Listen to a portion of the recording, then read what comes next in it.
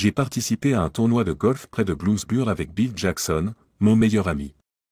Nous avons aidé l'équipe de basketball de son alma mater à collecter des fonds. Là, nous sommes tombés sur deux de ses anciens amis de fraternité, et ensemble nous avons joué 18 trous, terminant à 3 coups sous le par. Cette performance nous a permis d'obtenir la 3e place dans la compétition de 3e niveau. Bien que je n'ai jamais vraiment compris le système de notation de ces événements, j'en savais assez pour me rendre compte que, parmi les joueurs moyens, nous nous étions bien débrouillés. Cette fois, nous avons reçu des paquets de balles de golf en remerciement de nos efforts. C'était comme être le 3e étudiant le plus intelligent de la classe la plus médiocre de l'université. Avant de rentrer chez nous, Bill et moi avons pris quelques verres lorsque nous avons commencé à discuter avec deux gars de Harrisburg. Nous avons parlé de baseball et de football, puis de nos carrières. Nous avons été surpris d'apprendre que Jack Andrew, l'un des deux hommes, était directeur exécutif chez Wegmans. Nos femmes travaillaient également pour l'entreprise, mais Jack était basé à Mechanicsburg alors que la succursale de Scranton les employait. Vous venez de Scranton, dans le nord-est de la Pennsylvanie, n'est-ce pas? Demande Jack. J'ai croisé une superbe blonde de la division de Scranton lors d'une réunion de travail à Syracuse il y a quelques semaines. Elle était bâtie comme une maison de campagne en briques. Bill se tourne vers moi et sourit. Nous savions tous deux qu'il parlait de Gwen, la femme de Bill, et qu'elle l'avait beaucoup impressionné. Mais tous les hommes qu'il avait vus avaient réagi de la même manière, ce n'était pas nouveau. Gwen était en effet éblouissante. Bill se tourna vers Jack, prêt à parler de sa femme avant qu'il ne dise quoi que ce soit de déplacé à propos de Gwen. Mais il était trop tard. Elle pouvait tirer le chrome d'un attelage de remorque, poursuivit Jack en souriant. Elle avait des seins plutôt gros et sensibles. J'ai probablement passé 1 heure avec cette enchanteresse. Notre conférence d'automne à Harrisburg semble séduisante. Avec 3 jours complets, j'aurai la chance de profiter de 2 soirées entières avec elle au lieu d'une seule, se vante Jack. J'ai posé une main sur l'épaule de Bill, craignant qu'il ne frappe le crâne de cet abruti avec une bouteille de bière. Même si ma principale préoccupation en tant qu'ami était de l'empêcher d'aller en prison, je ne pouvais pas lui reprocher d'en avoir envie. Bill a semblé se calmer un peu. Jack, tu parles d'une véritable enchanteresse. Te souviens-tu du nom de cette dame? Demanda-t-il gentiment. Tu te souviens de son nom? Bon sang, nous devions tous porter ces badges ridicules toute la journée, dit Jack. Je me souviens bien de son nom parce qu'elle l'avait épinglé sur son chemisier, juste au-dessus de son sein gauche. Lors des réunions, j'ai passé beaucoup de temps à jeter un coup d'œil à son badge. Si je n'avais pas été assis à côté d'elle, j'aurais probablement dormi une bonne partie de la journée, comme je le fais d'habitude. Ces sessions me permettent de m'amuser et de rencontrer une femme au hasard. C'est la vraie raison pour laquelle j'y assiste, cela est le fait que la direction insiste pour que j'y assiste afin de conserver mon emploi. Il est temps de prendre la route, Bill, ai-je lancé à mon ami, désireux de sortir de là avant que la situation ne s'aggrave. L'un d'entre vous connaît-il Gwen Adams? Jack a demandé, brisant toute illusion que j'avais de partir en douceur. Elle portait ce nom. Tu ne l'oublierais jamais si tu la rencontrais. Et assurez-vous qu'elle prenne soin de vous si vous avez la chance d'être avec elle. Elle est vraiment extraordinaire, poursuit-il. Quelques minutes plus tard, nous étions assis dans la Toyota Corolla de Bill, en direction de l'Est. Craignant que nous n'ayons un accident, j'ai surveillé de près sa conduite pendant les premières minutes. Bien qu'il conduise assez vite, Bill semble bien maîtriser la voiture. Si j'avais été à sa place, j'aurais probablement mis le turbo, désireux de mettre le plus de distance possible entre Jack et nous avant que Jack ne se rende compte de la véritable identité de Gwen. Bien qu'il n'y en ait pas autant que je l'aurais espéré étant donné leur effet sur la bouche de Jack, il y avait du sang sur les articulations de Bill. Remarquablement, il ne s'était pas cassé la main ou déchiré les doigts sur les dents de ce salaud, c'était un miracle. En retirant Jack du corps étalé de cet abruti, je me suis instantanément rappelé avoir vu une dent sur le comptoir du bar. En repassant mentalement la bagarre du bar, je ne pouvais m'empêcher de respecter le sang-froid de Bill. Il avait gentiment rappelé à Jack qu'il avait probablement confondu sa propre mère avec cette blonde. Tout en traitant Jack de bâtard décérébré, il avait insisté sur le fait que Jack mentait à propos de Gwen. Naturellement, Jack s'est senti obligé de respecter son intégrité et a donné à Bill un coup de poing à la mâchoire carrée. C'était l'un des passe-temps favoris de Bill dans ses jeunes années. Plus d'une fois, je l'ai vu faire, il bavait presque jusqu'à ce qu'un gars donne le premier coup de poing. Bill souriait alors et commençait à réarranger le visage du gars. Cadet d'une fratrie de 4 enfants, Bill a grandi en travaillant sans relâche. Jacques n'a découvert que récemment que Bill avait une mâchoire d'acier et un puissant uppercut du droit. Après presque 20 ans de mariage, il était encourageant de voir que Bill était toujours en forme. Il a suffi d'un seul coup de poing pour mettre fin à la lutte. J'ai gardé la bouche fermée et j'ai laissé le paysage défiler, retournant la question dans mes pensées, car je voyais bien que Bill n'était pas d'humeur à discuter. Nous nous étions présentés comme Tom Casey et Bill Coates. Jacques avait même lancé la plaisanterie habituelle sur le nom de famille de Bill, et nous avions doucement gloussé, comme si nous ne l'avions jamais entendu auparavant. Gwen a rencontré Bill après avoir travaillé 1 an chez Wegmans. Elle lui a dit qu'elle garderait son nom de jeune fille pour des raisons professionnelles lorsqu'il se marierait. Elle lui a dit que, mis à part le fait qu'elle aurait à subir de nombreuses blagues insensibles sur son nom de famille et sa silhouette, ce serait plus simple que de modifier toutes ces informations dans le système. Elle se fait appeler Gwen Adams, toujours au travail. Gwen marchait dans un rêve surréaliste. Mariée depuis 19 ans, Bill et elle avaient 2 enfants, et elle attirait toujours l'attention partout où elle allait. Elle avait de longues jambes, elle était blonde et, comme Jacques l'avait déjà indiqué, elle était bien dotée. Depuis le lycée, Bill et moi étions amis. Ce fait, associé aux déclarations minutieuses de ma femme sur la façon dont elle m'arracherait les couilles à main nue si jamais je m'écartais du droit chemin, m'empêchait de faire quoi que ce soit d'autre que respecter Gwen.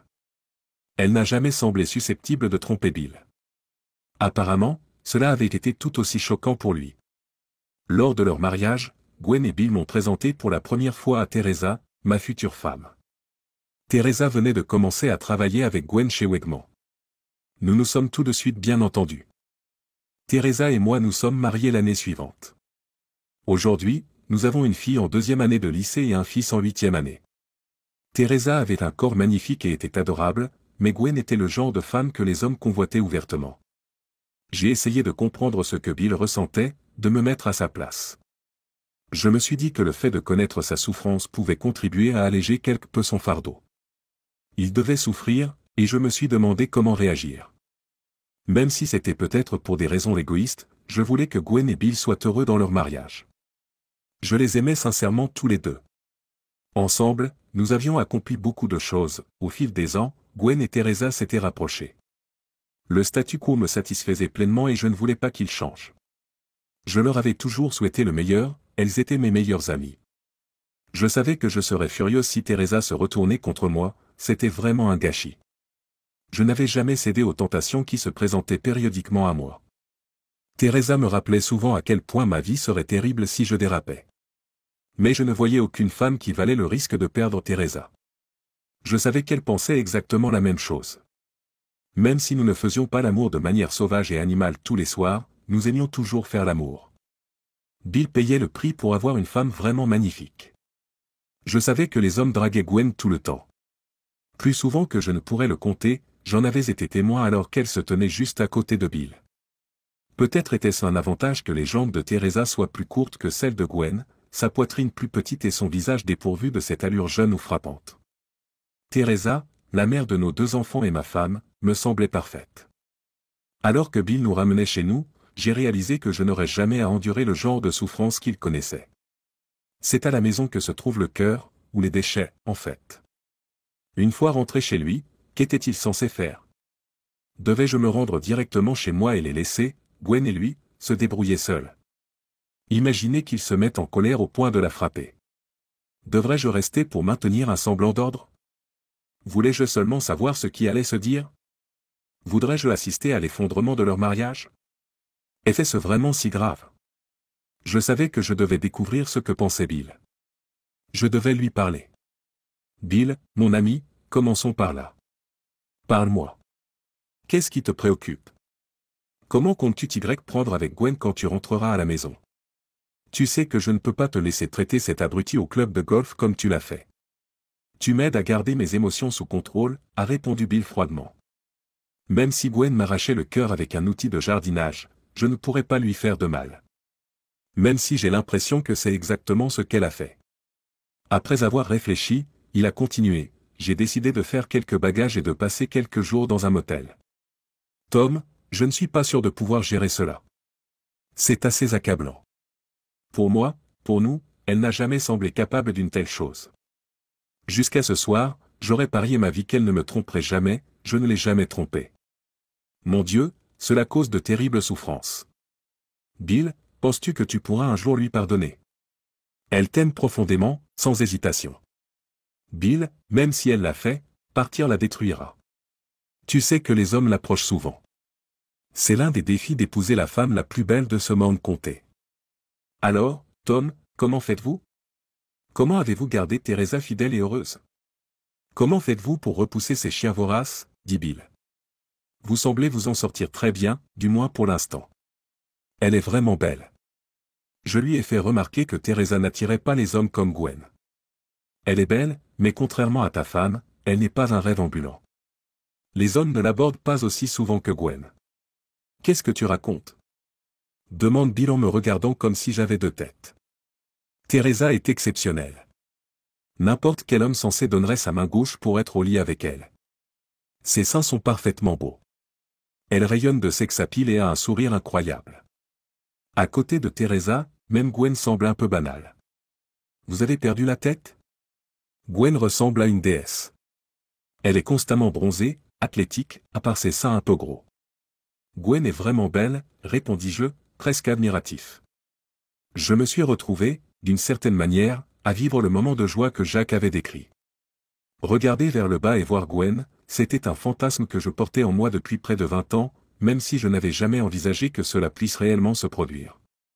J'ai su alors que je méprisais ce salaud de Jacques presque autant que Bill. Cela explique peut-être pourquoi j'ai accidentellement marché sur son aine en tirant Bill de son corps étalé. Tu dois être aveugle, ou quelque chose d'autre, Tom. Teresa est fantastique à tous points de vue. Gwen est jolie, je l'admets, mais, persiste Bill, tu as vraiment touché le jackpot quand tu as trouvé Teresa. De plus, elle n'est pas une tricheuse, ce qui est un énorme avantage pour moi. Nous avons fait une pause, chacun réfléchissant à ce que nous venions de partager. Aux yeux de Bill, Teresa semblait plus séduisante que Gwen. J'ai eu du mal à accepter cette idée. Gwen était vraiment à couper le souffle. Bill ressentait cela pour ma femme, ce que je n'avais jamais imaginé. D'un autre côté, je ne lui avais jamais dit à quel point je trouvais Gwen séduisante. Bill a tourné dans son allée et nous sommes restés silencieux, montrant tous les symptômes de la tension dans ce qui nous entourait. Bill avait l'air plus mal en point que moi, bien sûr, mais j'avais aussi l'estomac noué. Je redoutais les 5 prochaines minutes. Dès notre arrivée, nous avons vu de nombreuses voitures dans son allée. La mienne était encore là, depuis le début de la matinée où j'étais parti avec Bill. Derrière elle se trouvait une décapotable noire, une Pontiac Le Mans marron foncé de 1967. Et derrière, il y avait sa voiture à elle. Bill, qu'est-ce que c'est que ça? On dirait la Pontiac à 3 vitesses que tu possédais avant. À qui appartient cette horrible beauté? Demandai-je en me levant du siège passager avant même que Bill ne se soit arrêté. Bill fit un signe furieux à la décapotable, soupçonnant probablement un salaud qui avait été avec Gwen pendant son absence. À ce moment-là, la porte d'entrée s'est ouverte en grand, et Gwen et Teresa ont déboulé dans l'allée, le sourire aussi large que la calandre de la Pontiac. Gwen m'a ramené à la situation présente. Elle n'avait aucune idée des problèmes qu'elle allait rencontrer. Cette pensée me traversa l'esprit et je me retournai pour voir Teresa s'avancer vers moi, contente et sereine. Je l'ai examinée attentivement, appréciant ses traits et ses formes.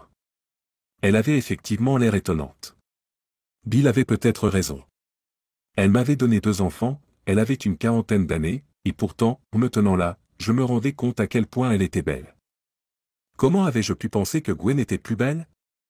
Teresa a comblé l'écart qui nous séparait et j'ai eu soudain envie de l'emmener sur la banquette arrière de cette maudite décapotable et de l'utiliser à bon escient. Gwen a salué Bill et j'ai attiré Teresa dans mes bras. Joyeux anniversaire, Bill, a gazouillé Gwen en entourant son cou de ses bras. Chérie, la célébration de ton anniversaire exige cette voiture. Je l'ai trouvée il y a quelques semaines à Monticello, explique Gwen. Tu n'as pas l'air très heureux, Bill, poursuit-elle, remarquant sa posture tendue et son attitude acariâtre. Tu l'as trouvée il y a quelques semaines? Gwen, il y a combien de semaines? C'était avant ou après le vendredi et le samedi que tu as passé à Syracuse pour ton travail?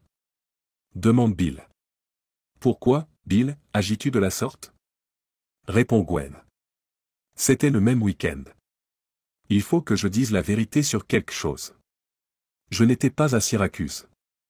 Je suis allé à Monticello pour vérifier cette voiture. Bill se tourne vers moi. J'étais aussi perplexe que lui et je ne pouvais pas l'aider. Si Gwen n'était pas à Syracuse ce week-end-là, de quoi ce salaud de Jack avait-il bien pu parler? Rien de tout cela n'avait de sens, et pourtant Bill avait parfaitement décrit Gwen.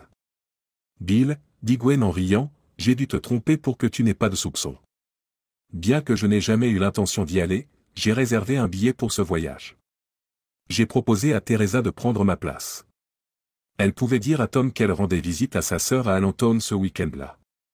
Je me suis dit qu'elle pourrait profiter de quelques repas et boissons aux frais de Wegmans grâce à ma chambre d'hôtel. Elle n'avait qu'à porter mon badge et à se faire passer pour Gwen Adams.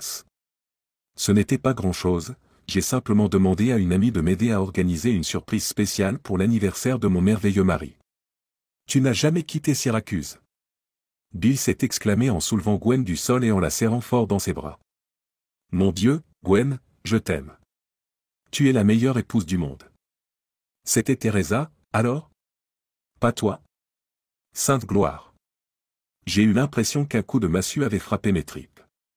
Tout mon corps s'est mis à trembler et ma peau s'est mise à transpirer. Teresa est partie et j'ai titubé vers ma voiture, des larmes coulant sur mon visage. Tom m'a appelé Teresa par la suite. Qu'est-ce qui ne va pas? Pourquoi t'en vas-tu? De quoi s'agit-il? Je l'ai repoussé.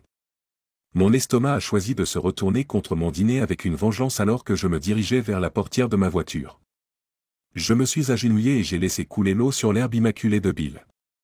Teresa était là, près de moi, me caressant les épaules et me demandant ce qui n'allait pas. Je crois que je peux te couvrir, Teresa, a murmuré Bill à voix basse. Tout est sorti. Jack Andrew, cette crapule, a croisé notre chemin au tournoi de golf aujourd'hui. Il a dit qu'il travaillait chez Wegmans, qu'il était allé à une conférence de l'entreprise à Syracuse et qu'il avait eu des relations sexuelles sauvages avec une bimbo blonde portant un badge à l'effigie de Gwen Adams. Je l'ai laissé sur le sol à côté du bar. Tom lui a même donné un coup de pied dans l'aine alors qu'il m'éloignait du voyou pour m'empêcher de le tuer. Bien qu'il s'avère que ce n'était pas le cas, nous avons supposé pendant tout le chemin du retour que Gwen avait couché avec ce terrible type. Toi, Teresa, c'est ce que c'était. Je dois admettre que vous me décevez, Tom a le cœur brisé. Maintenant, tu connais toute l'histoire, dit Bill, et je ne t'envie pas du tout. Bill, tu as supposé que cet homme parlait en mon nom. Tu as senti que je te trahissais? Je devrais récupérer mon argent et rendre cette vilaine voiture. Comment as-tu pu croire que j'agirais de la sorte? T'ai-je jamais donné une raison de penser que j'étais déloyal? Gwen insiste bruyamment. Essaie de ne pas me prendre pour un imbécile, répond Bill avec colère. Tu m'as menti. Tu m'as dit que tu étais à Syracuse pour une réunion d'entreprise, et puis cet homme a prétendu qu'il avait couché avec une superbe blonde portant un badge à ton nom. Teresa et toi êtes de loin les plus belles fans de Wegmans, ou d'ailleurs, et vous êtes toutes les deux blondes. Je sais aussi avec certitude que tu es un chat sauvage au lit, alors, pourquoi diable ne croirais-je pas ce qu'il nous a dit? Bill, tu as raison. Je comprends maintenant que tu aies tiré une conclusion erronée. Est-ce que tu trouves vraiment que Teresa et moi avons l'air fantastiques? Et que je suis un chat sauvage, demande Quinn. Je suppose que je devrais m'excuser pour mon petit mensonge innocent et pour t'avoir surpris par la rapidité avec laquelle tu as supposé le pire. Je luttais pour garder mon repas au chaud à ce moment-là. Je me suis senti encore plus mal qu'avant lorsqu'une vague d'agitation a déferlé sur moi. Teresa pleurait en travaillant mes épaules. La partie de mon cerveau encore en état de marche continuait à se remémorer ma cécité. Teresa avait été une épouse merveilleuse et elle était magnifique. J'aurais dû prêter plus d'attention à ses activités et aux personnes avec lesquelles elle travaillait. J'aurais dû donner un coup de pied beaucoup plus fort à cet imbécile dans l'aine. Je n'avais jamais vraiment compris la souffrance de Bill, même si j'avais essayé de me mettre à sa place lorsqu'il croyait que sa femme le trompait, pas jusqu'à récemment. Gwen hésite. Je ne suis pas sûr de pouvoir vous raconter la suite de l'histoire. Je vais laisser Teresa la terminer.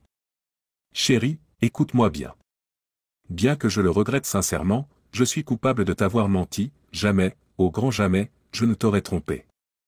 Teresa, je t'ai aimé de tout mon cœur. Gwen n'a jamais pu terminer son récit. J'ai transmis son offre et j'ai évité Syracuse à sa place. Je l'ai accompagné à Monticello pour récupérer la voiture de Bill. Gwen a persuadé Jessica Walters, récemment embauchée, de la remplacer. Elle venait de déménager de Buffalo à la suite d'un mauvais divorce. Bien que je ne pense pas qu'elle soit aussi belle que Gwen ou moi-même, elle est blonde. Mon estomac s'est tout de suite redressé. J'ai recraché les derniers morceaux qui restaient dans ma bouche, puis je me suis levé avec précaution. Teresa se tenait à côté de moi, se tordant les mains et essayant de sourire à travers ses larmes. Elle était si belle et si attirante, quelque chose que je n'avais jamais vu. Le dos de ma main essuyant mes yeux et ma bouche, ma respiration est redevenue normale. Tom, je t'ai acheté ce tout nouveau jeu de club de golf Nike que tu as regardé toute l'année. J'ai pensé que je pourrais essayer de gagner au moins un peu de pardon maintenant, même si je devais attendre ton anniversaire la semaine prochaine pour te les offrir. Ils sont dans le coffre de ma voiture. Chérie, es-tu prête à les voir? Demande Teresa nerveusement. Teresa, répondis-je froidement, ils peuvent attendre quelques minutes. J'ai dû manger de mauvais fruits de mer au dîner, mais je me sens mieux maintenant. Je n'ai jamais soupçonné un seul instant que ce salaud de Jacques parlait de toi. Tu sais très bien qu'il ne faut pas le croire. Je ne comprends pas pourquoi Bill l'a suggéré. Mon estomac me donne du fil à retordre, on dirait que tout le monde tire des conclusions hâtives. Mon pauvre estomac ne supporte pas toute cette agitation. Oui, exactement, dit Bill en riant. Vous n'avez pas mangé de poisson pour le dîner, bande d'imbéciles. J'ai mangé des côtes de bœuf, tout comme vous. Votre nourriture était tout à fait correcte. C'est vrai? J'ai demandé. Quand tu étais sur le point de vomir tes tripes sur l'aire de repos, n'étais-je pas juste à côté de toi? Nous avons dû ingérer quelque chose qui ne nous convenait pas. Je ne peux pas imaginer que l'un ou l'autre d'entre vous serait très à l'aise à l'idée de rester marié à un infidèle. Gwen éclate de rire. Maintenant que vous avez purgé vos estomacs, avez-vous de nouveau faim? Pas moi, ai-je souri alors que le crépuscule s'installait et que je roulais dans ma nouvelle voiture, capote baissée, en quelque sorte. Quelqu'un veut venir? Gwen a franchi la porte en douceur et s'est installée sur le siège passager tandis que Bill s'est glissé derrière le volant. Si vous ne vous joignez pas à nous maintenant, vous regretterez d'avoir manqué la première balade, dit Gwen. Debout à côté de Teresa, je regardais Bill passer les vitesses, chercher la marche arrière et relâcher doucement l'embrayage. Les vêtements de Gwen tombèrent à nos pieds avant même que Bill ait pu tourner la voiture. Ouah, regarde Gwen, s'exclame Teresa. C'est vrai, et je dois dire que Bill avait raison sur les 2 points, ai-je dit, tandis que Teresa enroulait ses bras autour de mon cou et me chuchotait à l'oreille, tu as vraiment une plus belle poitrine que Gwen. Il y a beaucoup de place sur la banquette arrière, nous avons été invités.